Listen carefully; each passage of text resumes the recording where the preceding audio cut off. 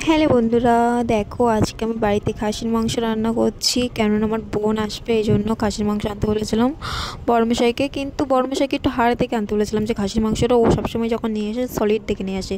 তা আমি তাকে বলেছিলাম যে একটুকুনি হাড় দেখে মাংস নিয়ে আসবে।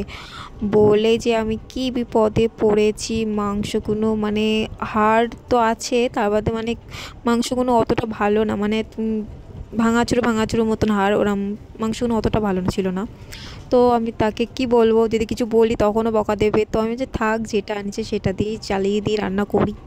তো রান্না করতে বসে গেছি। সব মশলা ফসলা করে আমি একসাথেই মশলা করি, আদা রসুন যেইগুলো মশলা লাগে খাসির মাংস রান্না করতে গেলে, সেই সব মশলা একসাথে বেটে মানে আমি মিক্সার গ্রাইন্ডই করিনি।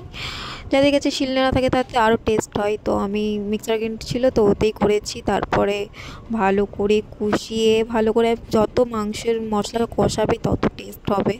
তো আমি কষিয়ে তারপরে দিয়ে মাংসটা দিয়ে দিলাম, তেলের পরে ছেড়ে দিয়েছি। তার আগে পেঁয়াজ রসুন দিয়েই তো দিয়েছি, তোমরা দেখতেই পেলে।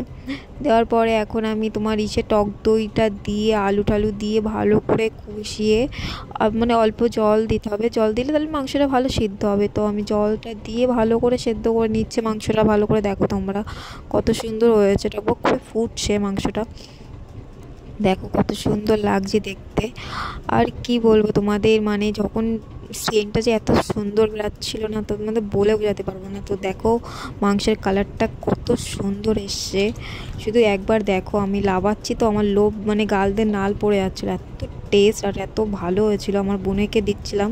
তো যদি ভালো লাগে তাহলে আমাকে ফলো করে দিও ফেসবুক পেজটাকে, আর লাইক কমেন্ট তো করোই ভুলো না কিন্তু। ঠিক আছে বন্ধুরা, টাটা বাই বাই।